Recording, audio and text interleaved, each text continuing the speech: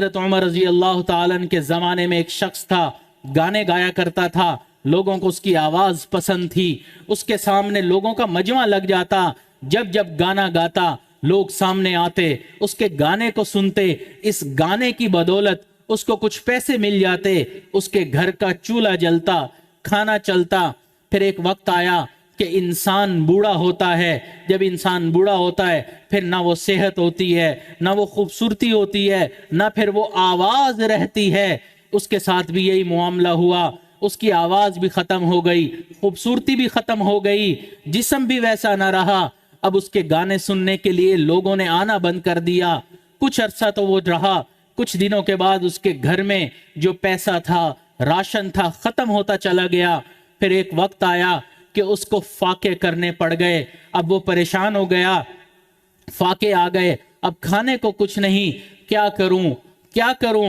سوچا جنت البقیع میں چلا جاتا ہوں، وہاں پر جا کر اپنے رب کے سامنے بیٹھتا ہوں۔ اگر مسجد میں گیا، وہاں پر لوگ موجود ہوں گے، وہاں پر انہوں نے مجھے دیکھ لیا تو مجھے ان کا سامنا کرتے ہوئے شرمندگی ہوگی کہ ساری زندگی تو میں نے کوئی عبادت نہیں کی، کوئی نیکی نہیں کی۔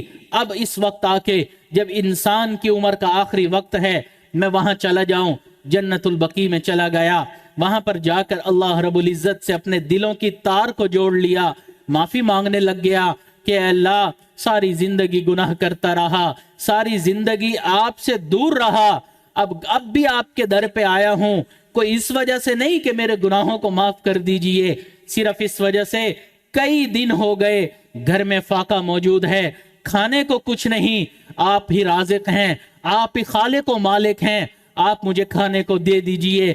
یہ دعائیں مانگ رہا ہے۔ اتنے میں اس کی نظر پڑی، حضرت عمر بن خطاب رضی اللہ تعالیٰ جنت البقیع کی طرف آ رہے ہیں۔ جب اس نے دیکھا تو فوراً وہاں پر موجود ایک جھاڑی کے پیچھے چھپ گیا۔ حضرت عمر نے دیکھ لیا کہ ایک بندہ جھاڑی کے پیچھے چھپا ہے، فوراً فرمایا کہ اے بندے جھاڑی کے پیچھے مت چھپو، میں تمہاری ہی ملاقات کے لیے آیا ہوں۔ حضرت عمر قریب آئے، فرمانے لگے اے نوجوان، اے بوڑھے شخص، یہ بتا کیا تو ہی ہے جو اپنے رب سے اس وقت دعائیں مانگ رہا تھا؟ اس نے پوچھا معاملہ کیا ہے؟ فرمانے لگے میں گھر میں قیلولہ کی نیت سے سویا ہوا تھا، مجھے آواز آئی عمر اٹھو، جاؤ میرا ایک بندہ بھوکا ہے، اس کو کھانا کھلاؤ۔ میں اٹھا، فوراً آپ کے پاس آیا، اب میں نے دیکھا جنت البقیع میں تم ہی موجود ہو، آؤ میں تمہیں کھانا کھلاؤں۔ اگر ایک شخص اللہ رب العزت کی نافرمانی کرتے کرتے اپنے بالوں کو سفید کر بیٹھا، اپنی موت کے قریب ہو چکا ہے، تب بھی وہ اللہ کے در پہ آتا ہے، اللہ تعالیٰ اس کا پیٹ بھرنے کے لیے وقت کے خلیفہ کو اس کے پاس بھیج دیتے ہیں۔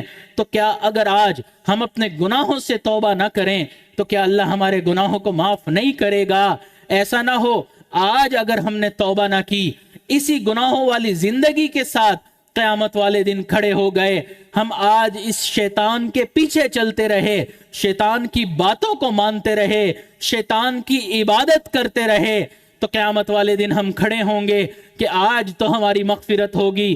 ایسا نہ ہو کہ اس وقت اللہ رب العزت فرما دیں وَامْتَازُوا الْيَوْمَ أَيُّهَا الْمُجْرِمُونَ أَلَمْ أَعْهَدْ إِلَيْكُمْ يَا بَنِي آدَمَ أَلَّا تَعْبُدُوا الشَّيْطَانَ إِنَّهُ لَكُمْ عَدُوٌّ مُّبِينٌ وَأَنِ اعْبُدُونِي هذا صراط مستقيم ولقد أضل منكم جبلا كثيرا أفلم تكونوا تعقلون هذه جهنم التي كنتم توعدون اصلوها اليوم بما كنتم تكفرون۔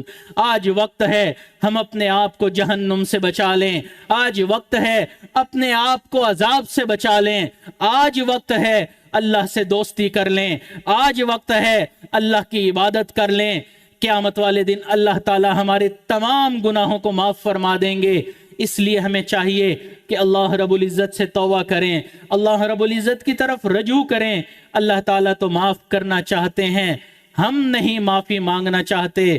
اس لیے آج کے اس مجلس میں اللہ رب العزت کی طرف اپنے دلوں کو متوجہ کریں کہ اللہ جو گناہ ہوئے، جیسے ہوئے، دن میں ہوئے یا رات میں، خلوت میں ہوئے یا جلوت میں، یہ جو گناہ ہمیں یاد ہیں یا بھول گئے، تمام گناہوں کو اپنی رحمت سے نیکیوں میں تبدیل فرما دے۔ وآخر دعوانا ان الحمد للہ رب العالمین۔